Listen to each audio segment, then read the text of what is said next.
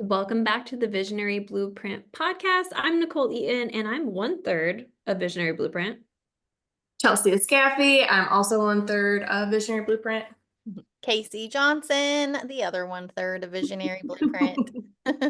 We're a The third collective one, unit third. here, but but we're excited because we're planning so many events for you guys so that you can learn how to grow and scale your businesses. We have one called Branding and Botox. So we're partnering with a med spa. So that's in Charlotte, North Carolina. So if you'd like to get on our list, shoot us a DM. All the links are in our show notes, but shoot us a DM and we'll get you access to come play with us. But in the meantime, we've grown really incredible businesses, multiple businesses for most of us, and it's been fun and it's been exciting. But today we're talking about our fuck ups.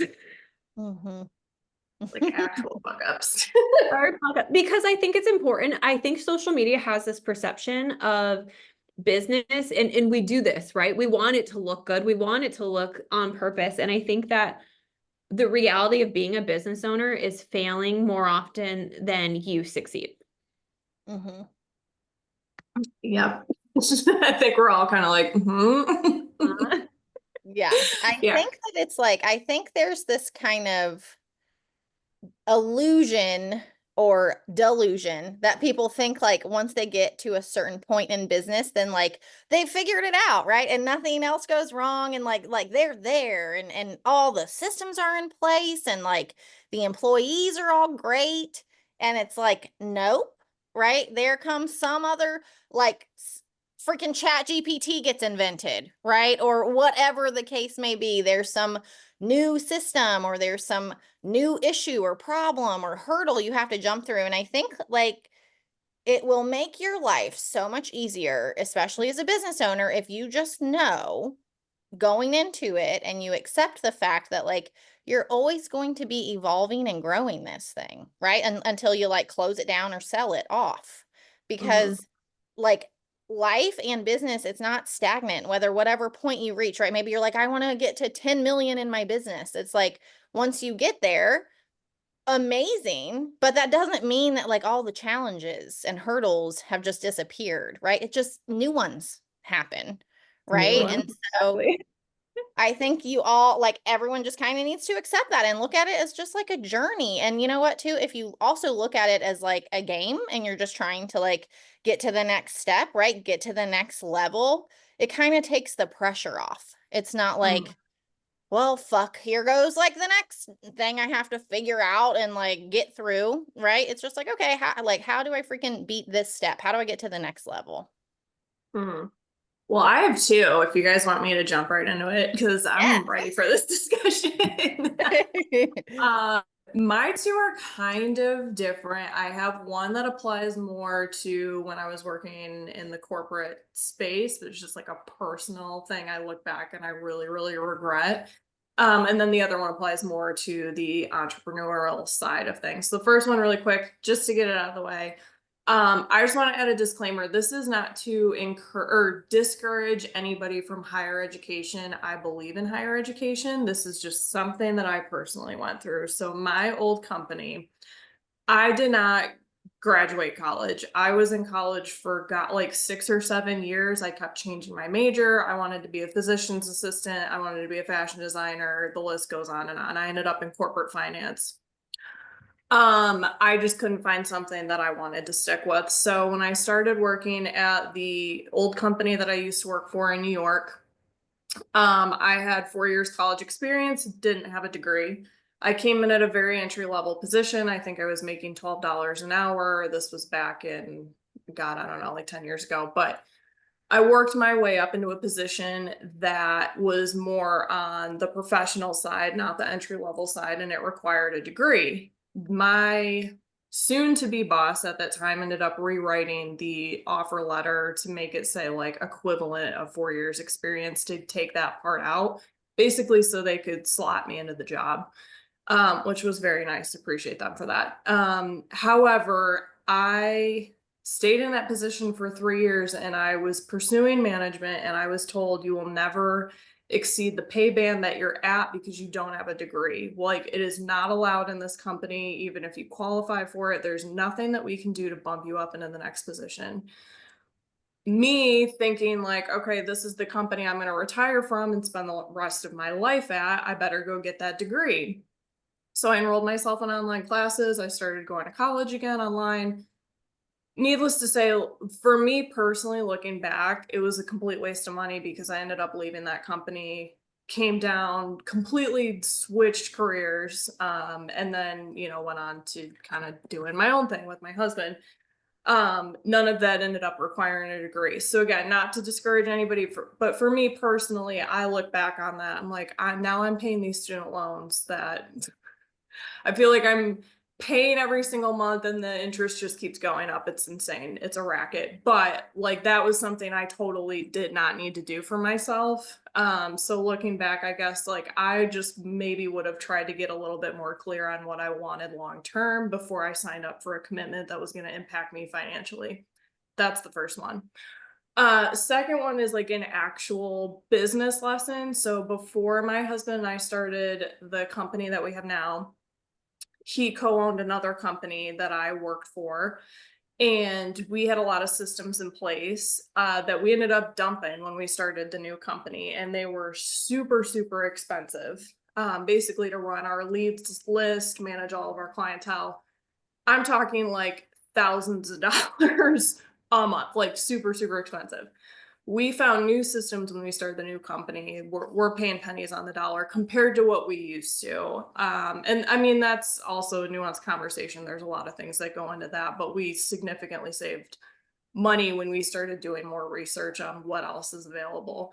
And I think the biggest, yeah, I guess you could say fuck up in the old company was contracting ourselves into some of these programs. Meaning when we had almost 100 employees at one point, and then the market shifted and we went down to 20. We couldn't get rid of those phone numbers because we were contracted in. So we were paying every month for phone numbers that nobody was using, paying for licenses for systems that nobody was using. We had 50 laptops we had to resell because nobody was using it. So there's things that are always going to change when you scale a business to that level. And if you can find, again, just a personal opinion, if you can find systems that A, like do your research and find things that are actually cost effective, but also B, look for things that you can pay month by month. Because if things change and you have to massively change your scale, whether it's down or up, like you don't want to be stuck paying for something that nobody's using because you've got 8 months left on your contract. So that would be my big lessons learned. And the other things, I've made plenty of fuck ups, but I'm probably just going to keep them to myself. We all have. I think that's a really good one though, because you know, even just the systems you settle into may no longer be the best systems. Sometimes companies get sold, they get new management, they're not as effective, they're using outdated things when there was something invented, you know, last month or last year. And so I think that staying up to date on all of the systems you're actually using and not getting tied into them. And if they say that they need a contract, they absolutely don't, right? Like that's a good idea, but at the end of the day, they're just trying to get your money. So Well, they've got to protect their bottom line too. You have more power than you think you have in those negotiations. So make sure you're advocating for yourself. Oh, and I would say one last tip, invest in tech. Don't get left behind. Like the tech boom is happening. It's here. There's all kind. I sat on a webinar last night that's basically teaching you how to automate webinars, which sounds funny, but they're building the actual funnel to send out to people to run webinars. I'm telling you, like the tech boom is here. AI is here. Like things are about to change. Don't get left behind. Like take it, embrace it, implement it into your business as much as you feel appropriate, but don't ignore it and be like, oh, I'm not gonna do that stuff because that doesn't impact me. It absolutely does. It's impacting everybody. Yeah. What about you, Kacey? Well, I just wanted to say I agree with the whole higher education thing. same for me, right? Like I went right out of high school for 2 years, dropped out, moved across the country, did a bunch of crazy stuff, went back to school in LA. The only difference was I actually got that state to pay me to go back to school. So I didn't get any debt, thank God. But went for probably like 3 years, then moved to Texas, went there for a couple years, then moved to Europe and like never finished my degree. Never was like, this is the one thing that I want to like super study, right? I mean, it should have probably been business. But I think it's awesome if you have it, but I think this day and age, it's not nearly as important as it used to be, right? Like anybody really can go to college these days. It didn't used to be like that, you know? And so, just again, take it if there is something that you need to go to for, right, to like get that degree or get that license or whatever, right, like to be a doctor or whatever the case may be, totally do it. But if you're like, I freaking know what I want to do, I have an idea and I want to build it, I would say study the crap out of it. There's so much on YouTube. There's actually MIT classes on YouTube, right? So like use the tech to your advantage and just get to building. Don't like slow your progress down by 4 years, right? So yeah, that's just my 2 cents about that. I would say probably one of my biggest fuck ups earlier in kind of starting my business. Number one, probably like undervaluing what I bring to the table. I think that's just I think a lot of first-time entrepreneurs do that. Because you're taking to like all the outside noise and you're like internalizing that and that's kind of also creating like your perceived value of what you're doing. Whereas like now I'm so over that, right? Like if someone bulks at a price, I'm just like, they're just not the right ones. Like they don't actually see the value, on to the next, right? And I actually was at an event last week and was talking to a good friend of mine. You guys know Allie. And we were talking about Ladies Lifestyle Network. Because she was like, you're like gold is like your relationship capital. Like she was like, look in this room and you like know everybody. And there was probably like 80 people there or something. And she's like, and a lot of them, their connections like came from something that you've hosted or done. And it was like the first time that I've ever heard that word relationship capital. And I like almost started crying because I was like telling her how things are just crazy, right? And I brought on like 4 new cities this week. I haven't like announced it yet, but I'm like, it's just getting crazy, right? It's getting to be a lot. And so we were just kind of talking about stuff. And I think that because I didn't come from a family of entrepreneurs or have like a mentor really when I started this or any kind of coaching, I just like did it. I just undervalued like what I am creating and building and bring to the table and the things that I create for other business owners, right? And I think too, not trusting yourself. Like I felt at one point like I needed a partner, like I just needed a full-on partner. And I sold half of my company for so inexpensive. And it's funny, I did not tell Tyler about it first, and I just did it. And then I told him the price, and he was like, are you fucking kidding me? And like from that moment on, he was like, didn't even like my partner because he felt like it was like a shark dishonest move. And he was like, don't ever do that again, right? Until like we talk about it. And it's just one more sign of me, number one, not trusting myself and undervaluing what I bring. And I don't think it's like an insecurity or anything like that. I think it's just like, if you're new to this, you can look at all these other people and be like, oh, like they've got it all figured out, right? And you get like nervous if you do or don't. And I think really there was like something in me that was already telling me that like that was a bad match, and I ignored it, right? I ignored my intuition, and I've done that a few times in life where it really, really mattered. And then it really, really caused a huge shift in my life when those relationships came to an end. Always all for the better, right? My ex-husband, my ex-business partner, this one friend, like best friendship that I used to have, when all of those came to an end because they were toxic, right? And my body could actually feel it. It's like there were a couple months there in my marriage and that partnership where like I literally was like sick to my stomach all the time because I like knew something was not right. And then I was like, well, I'm fucking trapped now. Like what do I do? And literally it's like God just was like, I'm going to freaking take care of this for you, right? Like, I got this. You're a good person. You don't deserve this. And like, I'm going to take care of this for you. But also, I learned from my mistakes. I learned like, hey, like, when something, you can trust yourself with those deep, deep feelings that you get, right? It's something more aware of what's going on than maybe like your brain or what you want to think or what you want to see, right?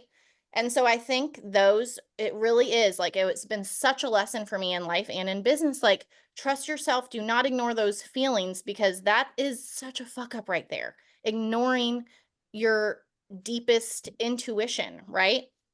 We know that as all kinds of things. Number one, as women, as mothers, as business owners, like we just have this, and I think we have it like way more than men. I really do. And Yeah. it's kind of our superpower. Like we need to harness that and really, really like use that to our advantage. And undervaluing myself. So I would just say make sure you're not doing those two things and you're already like a step ahead because there are a lot of people, I think, especially in the beginning, who do those two things. Yeah, I think that was a big issue for me. I came from the world of not-for-profit mental health. So we had everybody on like a sliding scale fee because we were funded by grants and scholarships and stuff like that. And so when I started my business, I left that and I was like, okay, well, this person was paying $25. How do I charge what I'm worth? And so, I mean, my fees when I first started were like $60. Yeah. And then I quickly realized like, okay, I can't live off of this, right? I can't. And so I went up just a little bit, but I had a lot of people when I started to raise my prices because they were used to paying $25 be like, and so it's this bargaining chip, especially when you're new in business of like, am I going to lose all my clients if I start charging what I'm worth? And it's funny because there does have to come, especially if that's how you started. If you started in a small town, if you started in an area where people don't make a lot of money, if you started with a clientele list that really can't afford to, do much, for themselves. And this is where the marketing aspect comes into play of like really knowing what audience you have. And for a while, I almost felt a little victimized by my audience. Like, this is the list I built. This is the audience I built. And I don't want this to come out bad, by the way. Like that was where I was at. That was a version of me. And now I'm in this other version. And so, recently I raised my prices to feel like a better reflection of what I have to offer. And I was just so surprised the week I raised my prices, I had 4 people purchase my highest ticket offer.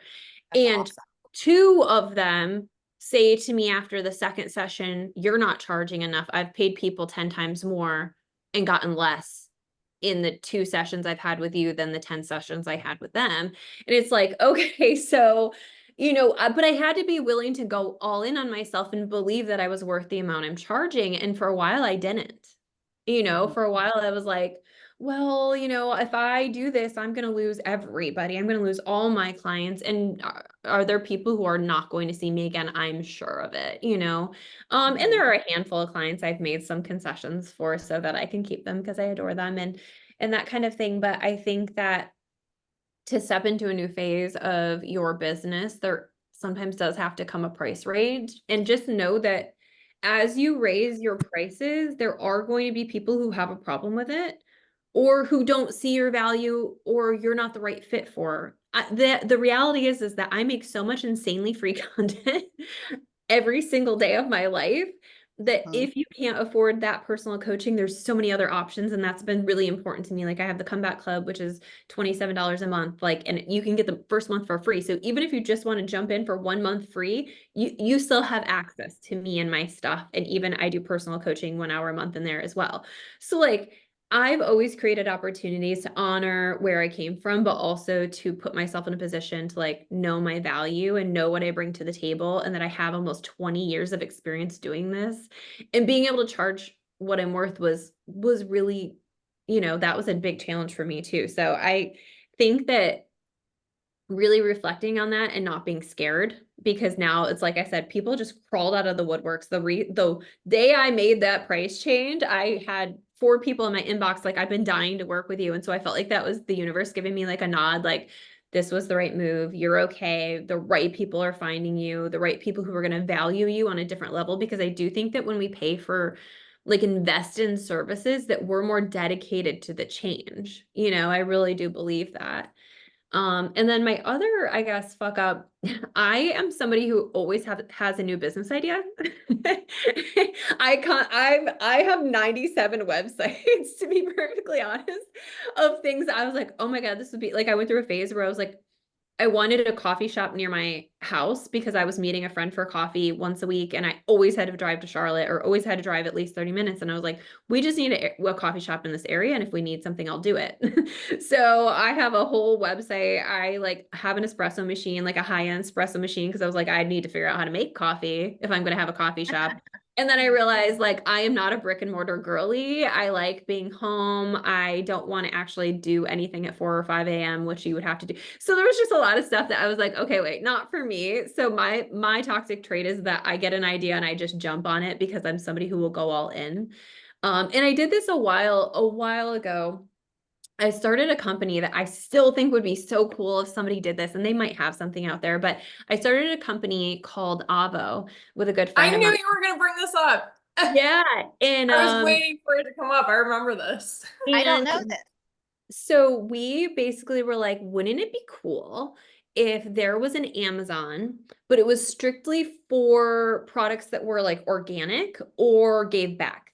Like, and those were like our 2 or 3 requirements, is really like something that was like good for the environment, or made organically, or a company that did good in the world. So we started like messaging and emailing all these companies, inquiring all these products. And this was more of a timing thing than a bad idea necessarily. Probably 2 months into really getting this going, I decided I was going to move 700 miles away. And the story kind of ends there, is that like my life really shifted and it was very hard. And I think that some people, and you kind of referenced this, like, but some partnerships are pretty heavily reliant on one person in the partnership to command control and make everything happen. And so when I got busy moving, it was like it just stopped dead in its tracks if I wasn't pushing and forcing it. And so it just didn't end up working out. We couldn't keep it afloat with the move and everything. And it didn't end badly. It wasn't a bad partnership. It wasn't a toxic partnership. But I think knowing your roles, and I'm always grateful for Visionary Blueprint, because if I'm like a week or two ago, I was like in Switzerland, Italy, and Germany, and I know that you guys are still holding down the fort without me. You know what I mean? And so it's important to know that if you're entering partnerships, that the other person feels like they can steer the ship too if they need to, that you're not like, I felt like I was the manager and that was an employee, versus like we're both managers figuring this out together. And so and again, no shade to her, like my life was chaotic, and I'm the problem too, right? That was me. But I think that was like making sure that your ideas for something are something that aligns with you and something that you can feasibly carry through in the season of your life that you're actually in. I think that I have a tendency to overcommit or jump on ideas or get really excited about things, but the reality of it, and like taking the passion and the idea back down to ground it into reality, and looking at like, how much time can I feasibly spend on this? Am I partnering with somebody who is bringing an equal amount to the table, or do I have to be like solely the brains and the driving force of it? So I think really asking yourself those questions before you dive into something, because I feel like entrepreneurs are mostly serial entrepreneurs, where we constantly have ideas where we want to do a million things. And I'm probably always going to be like that, but I think I have all these fuck ups are good because they give you that reflection to not do it again. Like even the amount of conversations that us three had when we entered this, because we've all come from partnerships that didn't work, of like, here's what I expect, here's what I bring to the table, here's what my role is, here's like, I feel like we've done a really good job at really splitting up the work and we've all had different things throughout the last 6 months that have pulled us away from it, or we all have children. Like there's always going to be things in life, in finding people to partner with who are going to bring the same energy to the table, the same knowledge, or different knowledge, and be able to like work collaboratively with you. I think that is such a lesson that we all kind of learned the hard way. And Totally. but yeah, I think that I think fuck ups are good, and I think failure is good, and I think it's all information and feedback of what we want to do differently moving forward. 1000%. And really quick, I just want to like chime in on like your whole thing with like raising your prices, right? And being like, oh, like, am I going to lose people? Right. And then like 4 people signed on that day. And now they're like, I've paid 10 times this much. It's like, you have to protect your energy and your peace too. And like, Nichole, is it easier for you to do like 20 clients at $50, right? Or like 5 clients at $500? Well, number one, you're spread so thin down here, right? Like your energy is spread so thin down here. Your time is spread so thin down here. Your capacity, right? Whereas like if you're just doing these 5, your inner everything is raised, right? Like all of you is raised higher. It's not just your prices, right? Because you did kind of drop some of these off. And so you have so much more to give to these people, right? So it's like they are getting this higher ticket value too, because you're not like catering to, every like $25 client, right? And so I just feel like that's important to keep in your mind. Like it's not necessarily the more the better. It's like the more quality, the better. Yeah. And I said that to my husband the other day. I was like, I feel like I'm barely working these days, but I have a good amount of clients and I have more money coming in than I've had coming in the last 2 years. Like, so like, but I feel like it's fun. I'm working with incredible clients, like, and I just keep getting more without really pushing or trying. And so it's been exciting, but I think one of the conversations I had that really shifted things for me was I had this guy who I met at the I spoke at the Coach Catalyst event last August. And he contacted me after and he goes, I love your energy. Like, let's have some calls. And I didn't do any business coaching with him. He's a very intense personality. But he was like challenging me on my prices. He goes, I looked at your website and I hate it. And I'm like, oh, okay. And he goes, I saw you for 20 minutes speak on a stage and I can tell you you're worth more than you're charging. And I was like, yeah, I know. And I like gave him all my bullshit about my old clients and blah, blah, blah, and like that kind of thing. And he's like, if you went to your most successful clients and you asked them how much they would pay to never go back to where they were when they met you, I bet it would be a bigger dollar amount than you are even thinking. And he goes, you're trying to base it on what you think you're worth. You're not trying to base it on what your outcome is worth. He goes, nobody is like, people would pay probably 20 grand to not ever have to be in the position or be as sad or be as out of alignment or be as exhausted as they are, before they met you. And so that really helped me think of it in a different way of, it's not about what I think I'm worth. It's about how does the service that you're providing impact the person and what would they be willing to pay to not have that problem ever again? Totally. Yeah. Also, I just want to add too, like, obviously we're all in business. I think most people that are in business, you're in business to make money. Like, yes, we love what you do. I think it's super important. Find something you're passionate about and focus on that first, yada, yada, yada. Let's be real. We're all in this to make money, 100%. But when you do make these small shifts, like Kacey and Nichole are talking about, so that you can generate more revenue, it allows you to invest in things that make you better and it can deliver more to your clients. So like the cost savings that we have with the mortgage company right now, like that money is getting put right back to work. Like we're investing in some super, super crazy AI. Like guys, I'm telling you, call them into capital, you will speak with a real person. I promise you. However, like we have people dialing out and talking to clients. It is indistinguishable from a real person. It is so good. Like our AI is so good.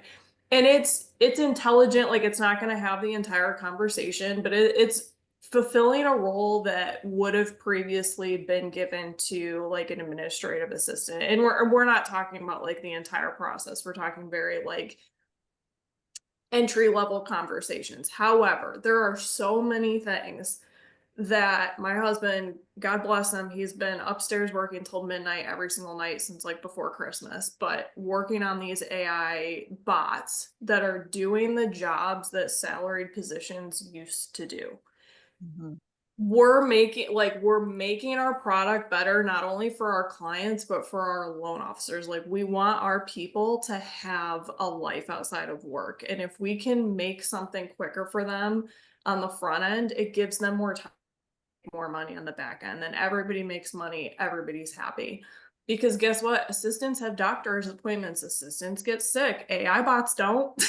AI bots work 24/7. So like we're making everybody's pockets more full. And I know like Kacey, the more Ladies Lifestyle Network expands, the bigger brands you can bring in there, the more exposure other businesses get, the better content you can create. Nichole, like your content now compared to years ago, like I think we've all seen a huge increase, but like you've been able to provide a lot better services. And I'm not saying your content before was crap, by the way, your content's always been amazing, but like the money helps us provide better things to our clients. So like when you can cut savings elsewhere, it's not just like, yeah, we obviously want to make more money, but if you reinvest that back in and create a better service for everybody, it helps the brand grow overall. I just want to put that out there. Also, tech.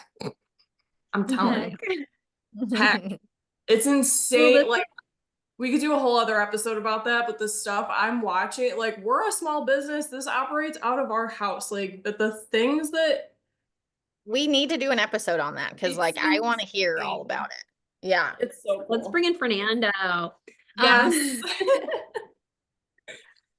Well, this was such a good conversation. And I think it just serves as a reminder that no matter how well you're doing, like that every level will have a new expectation and challenge of you. Like we said, we would love to invite you guys to our June event, Branding and Botox, so you can uplevel your branding, meet some other incredible business owners, and we will put out all the information. Keep an eye out for that announcement soon. But as always, it is so helpful if you give us feedback on, like, let us know what you liked about this podcast episode. Let us know what you need help with. And if it feels right, share with a friend that really needs it, and leave a review. As always, that helps us get this podcast out to more and more people. And we will catch you next time. Bye, y'all. Bye, guys.